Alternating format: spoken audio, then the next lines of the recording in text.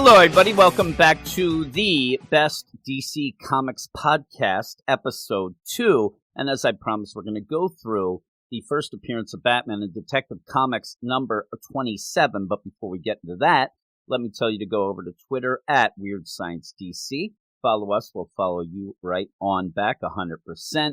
Check out our website, WeirdScienceDCComics.com, where we review most of the issues coming out weekly by DC, and then go to our Patreon, patreon.com/WeirdScience, where you can support us for all of the shows here on this feed, and also get a ton more. Each level you go on, you get more and more, a lot very similar to this podcast, where we go through older issues, stuff that are, cool stuff to go through, and obviously, Detective Comics number 27, pretty cool, right? Pretty cool deal, I would say. Oh my.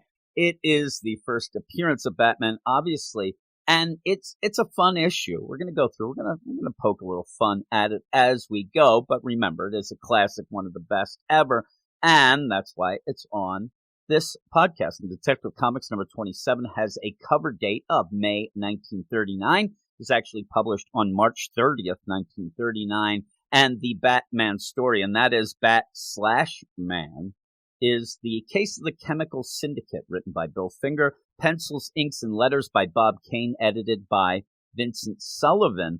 And when you end up going through this, the funny thing is, again, like I said in the first episode with Action Comics, a lot of people get things, swirling around in their minds, thinking maybe Batman number 1, where you had the Joker, Catwoman, all that. Obviously, that's not this. But also, it's been retold, reprinted, all these things going on. There are a ton of different versions of this actual first story that sometimes people forget that originally this didn't take place in Gotham City. Supposedly it is New York City at this point. Gotham City is not named for a while. Bruce Wayne, he loves smoking the pipe, and that continues for a while in Detective Comics. Also, the idea that Batman doesn't kill, nobody sent him the memo at this point. I like the killing. There are at least 2 killings in this issue. I like the killing. I mean, 1, definitely. Another one we'll have to discuss. Maybe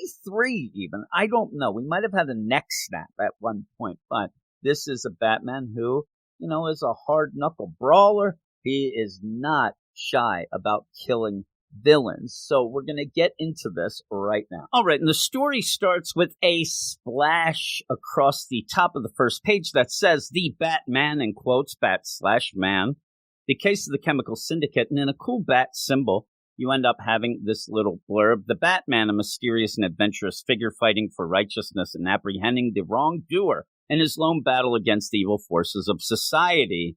His identity remains unknown." And that's the cool thing. I will tell you some facts and some trivia by the end of this. But one of the things that I actually hadn't heard, but it seems to be quite on Front Street, the idea that this story is lifted from the Shadow magazine, number 113 in 1936. It's pretty much the exact story.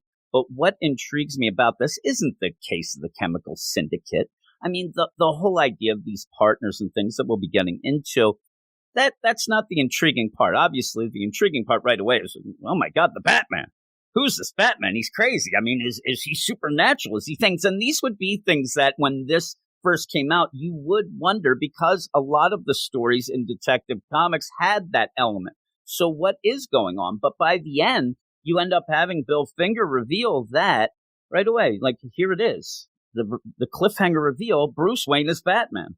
And that's crazy. That seems crazy, especially nowadays, where I could see the idea of this going for 20 issues before we actually go. And I like that this that's one of the mysteries, but it's like a mystery that you didn't really know that you needed until the end of this issue. And then all of a sudden, it makes you kind of go back and look at things and go, okay, oh my God, that Bruce Wayne, like, why would he be the Batman? What's going on? Because they don't really give you a ton of information about Bruce Wayne. So the big thing by the end, young socialite friend of Commissioner Gordon is also the Batman. That's a crazy cliffhanger. And I've been doing a bunch of podcasts leading up to this issue number 27 of Detective Comics, really only focusing on the Slam Bradley stories. But all of the ones and the other things, and including the Slam Bradley that I've read, you pretty much have just one-shot stories. It's usually, okay, let's get our main characters, send them to this part of the world where they're going to solve a mystery, then bring them back, have an ending of a cliffhanger that, if it's Slam Bradley, Slam's kissing the dames, and Shorty, his little partner, he's yelling that he wants to get paid and also kiss the dames, and then it's almost like a sitcom ending. You know, you'd have the end music going, people be cheering and laughing and whatnot. This is different. I mean, this right away feels so different because it's not just, oh my God, that case was great, or oh my God, but it ends up with that cliffhanger that gives you that continuation of, oh my God, I got to read what happens next, because now you know Bruce Wayne's Batman. When are we going to find out why? What are we going to do? And it's such a cool concept. And I think that just that one panel at the end, that makes this and the character, and it really, elevates it in a different way, a different type of storytelling. Even though when you go through this, a lot of the storytelling, Bill Finger is not giving Bob Kane a lot of room to actually tell the story at points. It really plays off like an old-time radio mystery program where, as things are going, people are narrating to themselves, thinking and all that, but it's still really good. I'm not saying that it's written bad, just saying that this is kind of the sign of the times with it, but pretty funny. You end up opening up with the home of Commissioner Gordon. You don't end up having a first name, Jim, James, anything in this. This is just Commissioner Gordon. We got to be proper. He's commissioner, right? Even though he's kind of a blabbermouth, as we'll see, who at the moment is entertaining his young socialite friend, Bruce Wayne. Later, you're going to get this thing where, and that's one of the things too, there's so many different versions of this story reprinted things. Later, it seems that they're saying that, this taking place in New York City, and Bruce is actually going to talk to Gordon about possibly becoming a New York City detective. Kind of a neat thing to think about. What Bruce is played out as throughout this whole issue is, that young socialite. Later, you'll get the playboy. You'll get that. With this, you get the bored guy who probably has too much money and has a boring life because he gets everything handed to him. You kind of get this idea. Even Gordon says later, like, and that Bruce Wayne must have a boring life. He's not excited about anything. Well, it's funny because Commissioner Gordon, I said he's a blabbermouth. He is, and it seems like he is really trying his best to use the cases that he's on, even a telephone call that comes in now, to excite a young Bruce Wayne. It's almost like he's taking it like, I'm going to take him under my wing and excite this kid with some tales of the true crime. Well, that's too early for the true crime. It wasn't a thing then, right? So they're talking. Bruce is smoking his pipe. Gordon, of course, from panel 1, lights up a cigar. He's a smoker. He's like, hey, what's up, Bruce? And Bruce is like, well, and he kind of looks bored already. Anything happen exciting these days? I need some exciting stories. And Gordon goes, well, I'm actually puzzled by the Batman. There's this guy, he's dressed as a bat. Like, it puzzles me. And, there's Bruce. Okay. And the phone rings.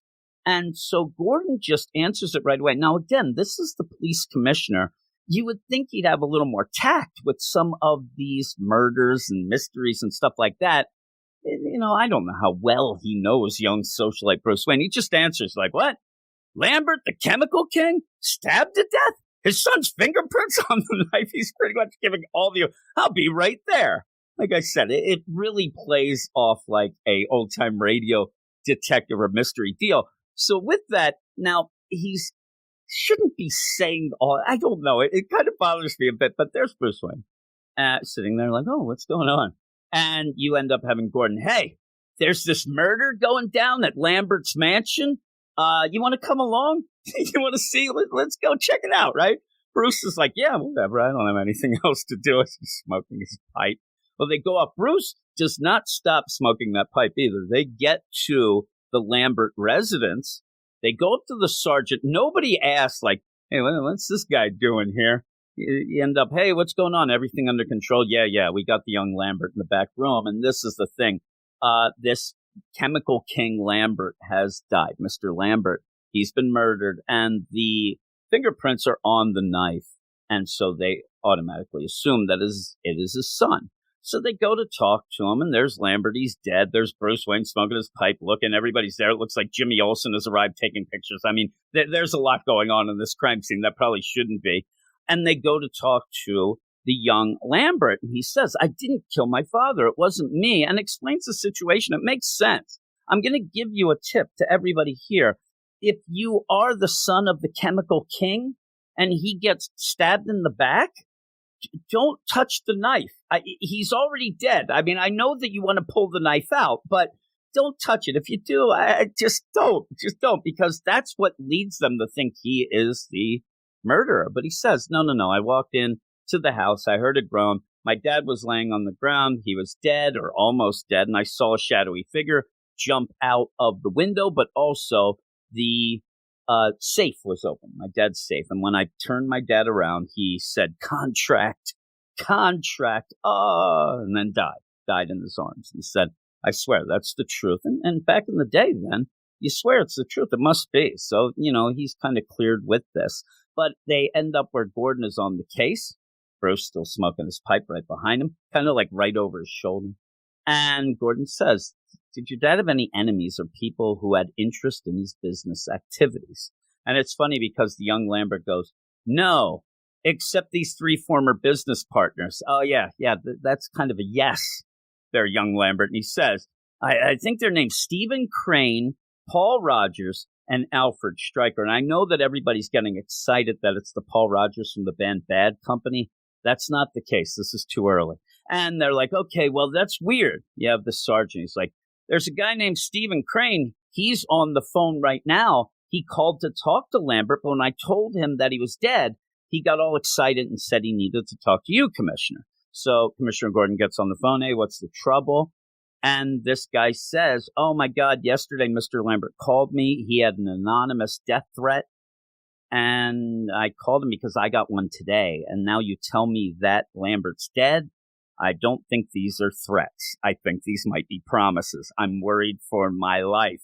And you end up having Gordon like, okay, we'll be right over. And he gets off the phone and then says to them, hey, everybody, we got to go over to the Crane residence, Stephen Crane's residence, because he might be getting murdered. Hey, Bruce, you want to come along?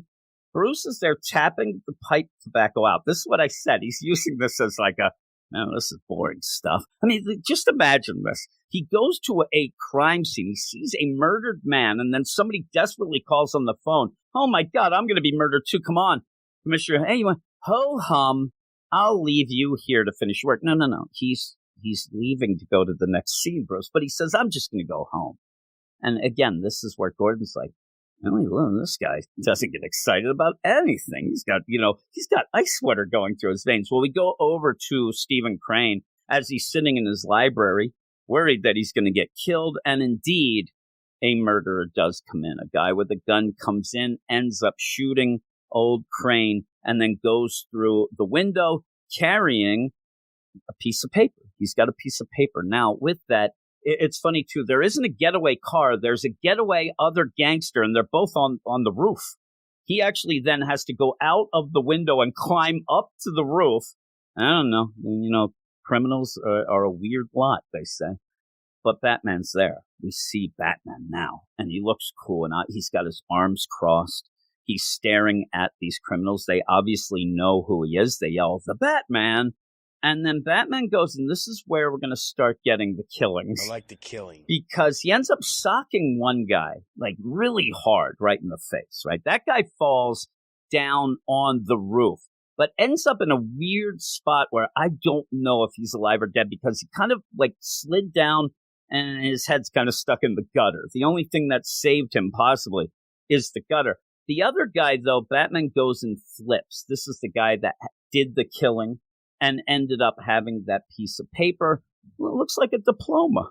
But he ends up throwing him off the roof. I mean, he looks dead. And that's where the police show up as Batman then catches this piece of paper. That guy is face planted on the sidewalk. It's 2 stories, but he also got violently thrown and landed on his face. I believe he is dead. The pavement was his enemy. The pavement was his enemy. It was gravity that did it. It wasn't Batman, right? there's possibly now 2 murders here of Batman. Again, he does not mind that. Well, you end up where the butler of Mr. Crane, I will mention that this house maybe looks a little bit of an impressive 1939 style, but doesn't look that crazy. There's a butler. Butler comes out. Oh, my God, where were you, Butler, when the shooting was going on? He was hiding. Oh, my God, Mr. Crane has been murdered. It's horrible. And then there's Gordon to say that's 2 dead partners out of 4 that received threatening notes. The other 2 must have received them. Let's go to Paul Rogers next. Well, with that, we see Batman, not in a Batmobile, just in like a Continental car. It's a red car driving around. With that, Batman shows that not only is the world's greatest detective, but also the most distracted driver ever, as he is reading this piece of paper while driving. And I can imagine looking at the panel, he is veering off the road as we speak. This is, pretty much where they say a lot of times comics, a lot of sci-fi comics, they end up being able to tell the future. Oh, my God, they predicted this. Batman is predicting when people are on their phones later on in the car. He is going to kill another person. Maybe he does off panel. It's possible. But with all of this going on, remember, Commissioner Gordon's going over to Rogers' house now. There's Rogers and Stryker left. Well, in the meantime, Rogers hears of Lambert and Crane's death. So he ends up thinking, oh, my God, it's just me and Stryker left. Let me go check in on him. Let me go see if he's okay, if he got a death threat, whatnot. Goes and the butler for Stryker, Jennings, big dude, he ends up answering the door. Can I help you? Oh, yeah, I want to talk to Stryker. I got to see him quickly. It's a matter of importance. Okay, come on in. And when you end up having Paul Rogers go past Stryker, or not Stryker, Jennings pulls out one of them blackjacks and hits him over the head and knocks him out.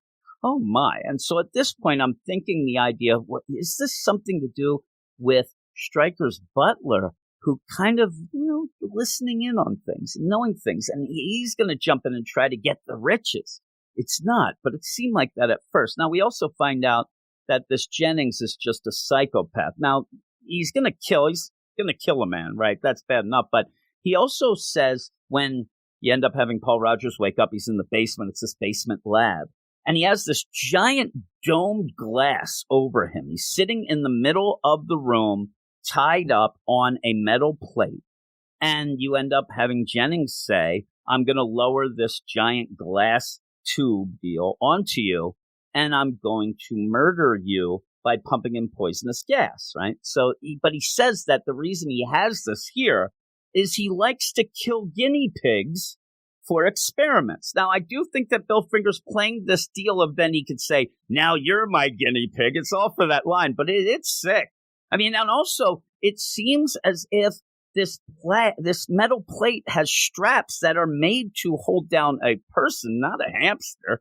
I don't know, but you end up where he says it. And also when they ended up coming up with this contraption, when Jennings is like, I need to get a gas chamber to kill these hamsters, but I'll have the gas connection and the nozzle. That's somewhere else in the house. Maybe he doesn't want to see them actually die. So he goes up, turns on the gas, looks at his watch. Okay, too, let's go back. But he says, I'm going to go down and turn on the sleeping gas. Ha ha, you'll die.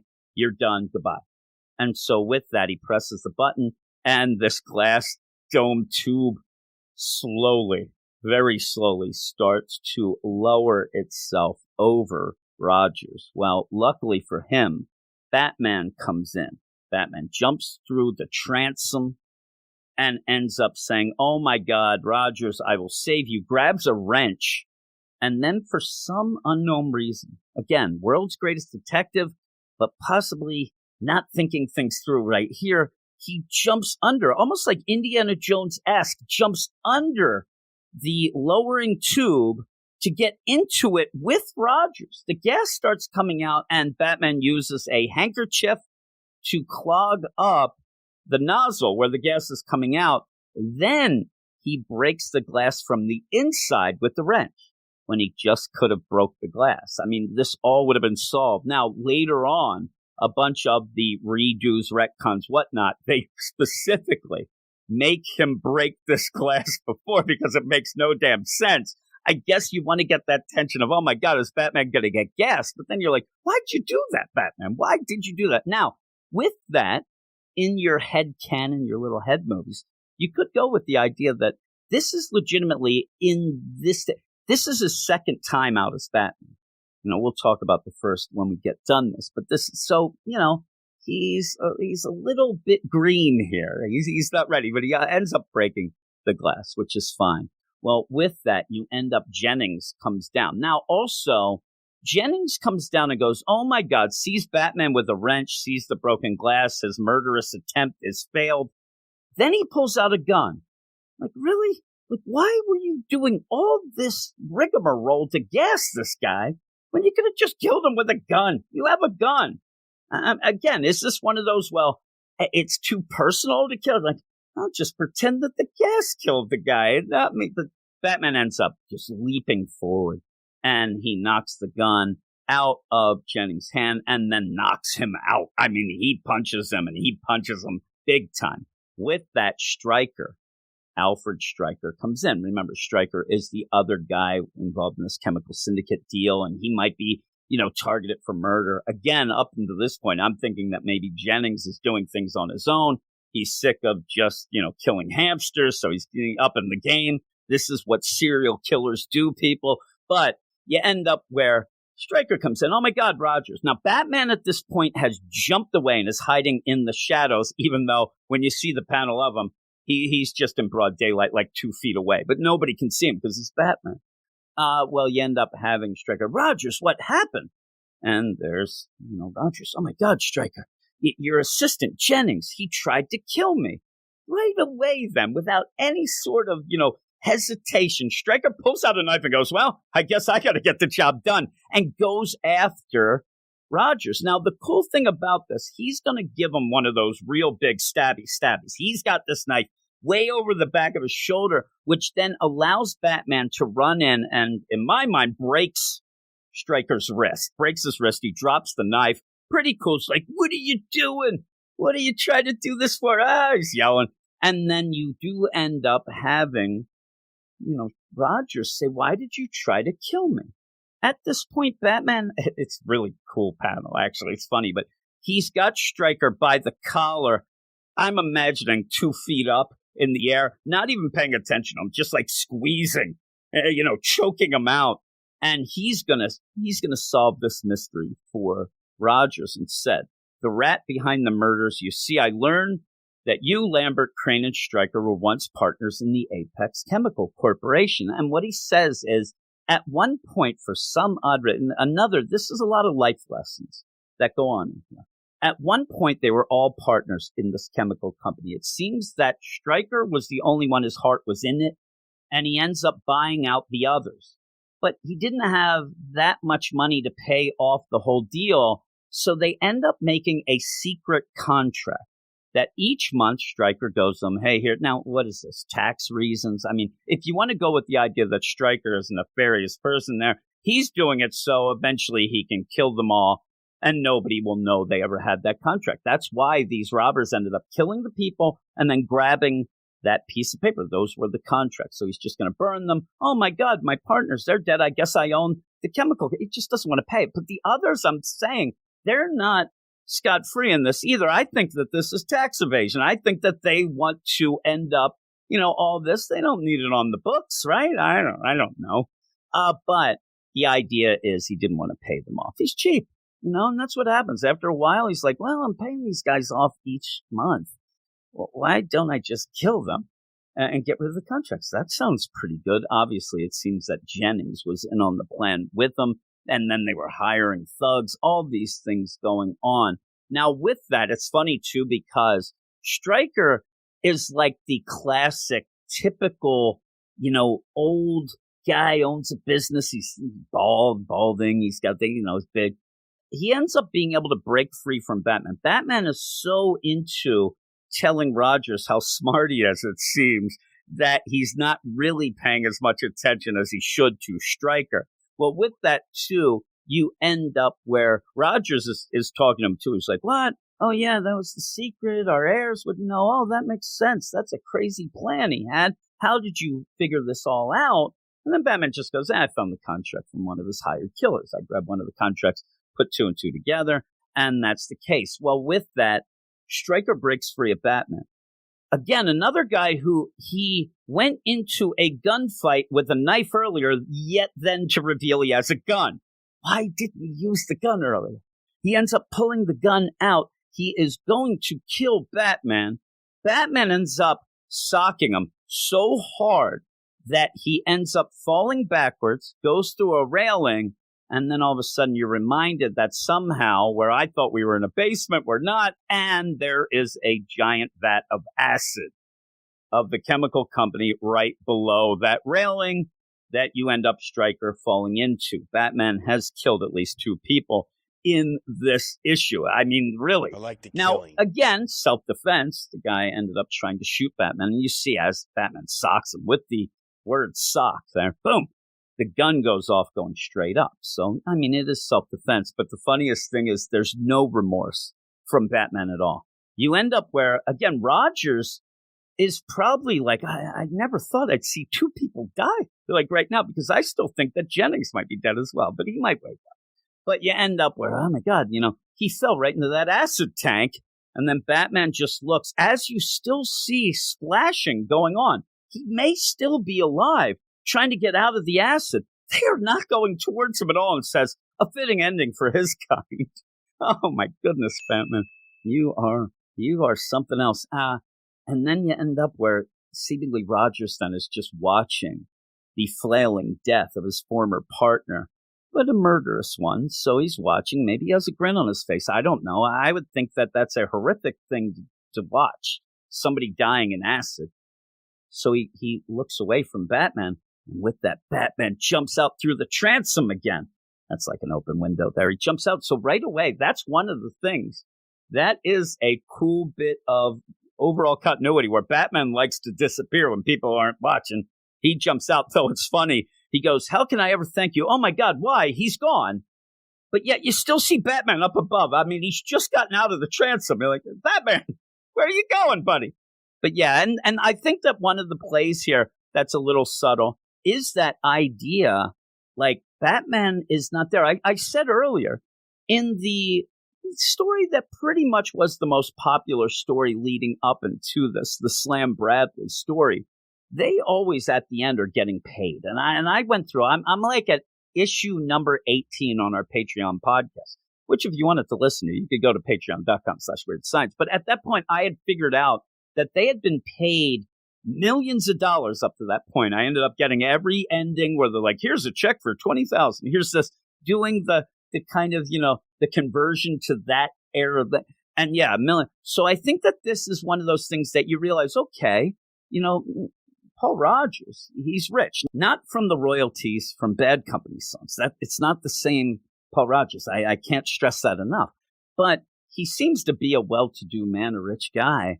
And so Batman leaving is like one of those things. Ooh, Batman did not stay for a reward. He's not in it for the money. He's not in it for the reward.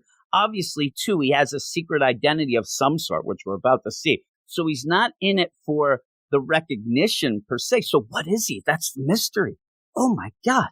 What is going on with this Batman? Well, with that, Bruce Wayne seems to love to hang around with Commissioner Gordon. I mean, they are best buds here. And it says the next day, young Bruce Wayne is again a visitor at the commissioner's house. He just comes a calling, he does, who has just finished telling Bruce the latest exploits of the Batman. And it's like, and then Rogers said the Batman went through the skylight. And Bruce goes, that's kind of nice little fairy tale, Commissioner. Like, really? Like, if I was coming over for story time, I would have smoked 2 pipes. He's smoking the pipe again, by the way. And like, oh, and then that's where, again, at the end, you have 2 panels left, and there's Gordon. He's got to light up another cigar. The 2 of them better watch out. I know that back in the day, you'd have even radio commercials on those old-time radio shows. And again, I will point out, I'm a huge fan of old-time radio, and I've listened to so much of it. But at that point, you would have commercials, smoke Lucky Strikes. 4 out of 5 doctors say that it makes you healthier than a non-smoker. You're like, oh, yeah, really? Well, I think they listen too much. They are smoking it up in here. Smoke them if you got them, I think Commissioner Gordon says at the end. He ends up saying, Bruce Wayne is a nice chap, because you end up where then Bruce leaves. He's like, oh, yeah, nice fairy tale. I'd go to the local library for story time, you jerk. And he leaves. So then you end up, Gordon lights up. I mean, why not? It's the end of the issue. You have a case solved, not by you, but by Batman, whatever. It's all good. He lights up and says, Bruce Wayne is a nice young chap, but he certainly must lead a boring life. Seems disinterested in everything. Now, I was thinking about this line at the end. The idea that you have a boring life, so you're bored of everything. I actually think man, he must have a crazy life. I mean, this guy sees Moida. He sees, the crazy stuff. We're talking about this masked vigilante in the city. And he's like, I mean, what is he doing that this stuff seems boring? But it is the idea. Oh, that Bruce Wayne, that guy is bored of everything. Oh, my goodness. And then you go back and it's a cool little 2 quick panels that ends up. Bruce Wayne returns home to his room. And you see the door. It's closed. So I'm like, okay, I don't know what he's doing in there. Running the water or something. A little later, his door slowly opens. The funny thing is, he goes back to his house. And even that, just as a deal, at this point, no mansion stuff. There is, but not the Wayne mansion. But he goes back. He goes and gets placed a little dress up, right? So he goes back in and gets on the Batman costume with cape and cowl. And then he comes out and it says, the door slowly opens and reveals its occupant. If the commissioner could see his young friend now, he'd be amazed to learn that he is the Batman. And I've said it earlier. I love the idea of this cliffhanger not being like oh my God, we got $10,000 and solved the crime. Why, and I'm getting kissed by the ladies. And everybody's like, you can imagine the laugh track going. This is, first off, it's pretty ominous. The idea, because again, at one point when you ended up having those thugs, maybe both killed by Batman, when the police show up, they open fire. They're Batman. They're going, Commissioner Gordon isn't there like, man, I really want to meet this Batman. He's pretty cool. I mean, they are hinting already at this vigilante going above the law, like things like that. Also, he's probably wanted for a bunch of murders. But you end up where such a cool ending to make it so that you're not just, oh, that was a cool detective story. Because those are a dime a dozen. I mean, there's a lot of issues. Detective Comics is an anthology deal. There's a lot of stories in this Detective Comics number 27 that might even be a little bit better detective story than this. No, this is about the Batman, and they knew right away. Finger and Kane knew they had solid gold, I think, right away. So end it with an idea of the mystery overall, and is the Batman. And now, as you reveal it, again, crazy in the first issue. Now the mystery, why does he do it? What is he doing? What's going to go on? Is Commissioner Gordon going to find out? Are they this? That? It's so cool. It is so cool. I love this. I love Detective Comics number 27. And in fact, I love reading all of the other iterations of it as you go, as different writers throughout the years, and we'll talk about this in a second, but different writers throughout the years are trying to retcon things, or not retcon, but put them into a newer continuity, putting things in. One of the most recent one was the Brad Meltzer, who retold this to put it in the New 52. And I believe that was, in that Detective Comics number 27 deal. I might be wrong. But with all of that, here's some trivia and info at the end. And again, this is called the Best DC Comics Podcast. Most of these are awesome. I don't think I have to rate them, because they're pretty much the greatest. And so with that, though, here we go with some of the things. Obviously, this has been reprinted a trillion times. Also, the iconic cover, all that has been, homaged constantly. Tons, just like the Action Comics number 1 cover. You end up where it was revised and rebooted several times. Mike Friedrich wrote an Earth 1 version of the story in 1969. Marv Wolfman and Alan Grant wrote 2 different post-crisis versions of the story in 1991. Brad Meltzer wrote 2014 version, a story taking place in the New 52 continuity. One of the ones that I really like, and maybe eventually we'll talk about it on this podcast, was Roy Thomas ended up writing an expanded version of the story with more of the expanded deal, going with his origins and trying to get that in Secret Origins number 6 in September of 1986, a story called The Golden Age Batman. And with that, he changed a bunch of things. And it's funny, some of the things that he changed. He gave Lambert, if you notice, I just said the younger and older Lambert deal, Mr. Lambert. They never named him. They ended up Roy Thomas gave him the name David and gave his younger son the name John. You end up having Sergeant, actually named Sergeant Faraday. This is the best, though. That's where Batman actually shatters the glass tube instead of going in it and then shattering to get out. One of the big things, there's no killing. The thugs on the rooftop are handled non-lethally, and Alfred Striker is not pushed into the vat or punched into the vat by Bruce, by Batman. He ends up escaping again and runs and trips over the railing. He trips and goes over the railing, and then Batman yells out, "Watch out! You're going to end up, dead." He dies. Now, with that, because Batman didn't cause it, he still says, a fitting end for his kind at the death. And also, like I said at the one point, there wasn't a Gotham City yet. There's this, and that ends up retroactively saying, yes, this happened in Gotham City rather than New York City. We can go with that. That makes sense. So all of that being said and done, it's just an awesome issue. If you haven't read it, I said it during the Action Comics deal, a lot of people, they're like, well, I know the story, or I think I read it, or maybe read one of the, reboots and revised things of it. But yeah, it's one of those things to always go back and read, because I giggle at it a lot with some of the crazy things, but it's awesome. It's really awesome. So check it out if you haven't. Even, go and read it again. Go and, it's very quick. Just go read it. Like, yeah, that is a good story to start out the Batman, the Bat/Man. But with all that, thanks everybody for listening. I hope you enjoy this podcast going through some things. I said next we're going to be talking about the first appearance of Wonder Woman in a story that has a lot of prose. And, I have problems with the ratings. So we'll see how we go with that. This podcast will come out late Wednesday into early Thursday. That's kind of when you should look for it. And it will come out maybe every other week. But I'm kind of getting inspired to do it more. Obviously, I've done 2 in this week. So that shows you. I get all excited about these things, too. And I love talking about really good things and really cool stories that I love. So with that, thanks, everybody. Go over to our Twitter at what is it called? Weird Science DC. That's what it is. Follow us. We'll follow you back. Go to our website, WeirdScienceDCComics.com, for reviews of the current issues each week.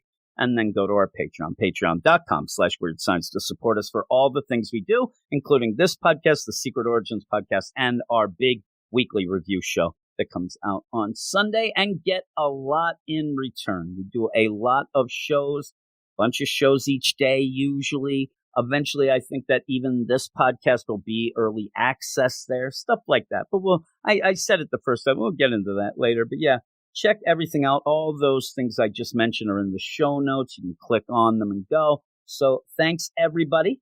And I will talk to you later. Pavement was his enemy.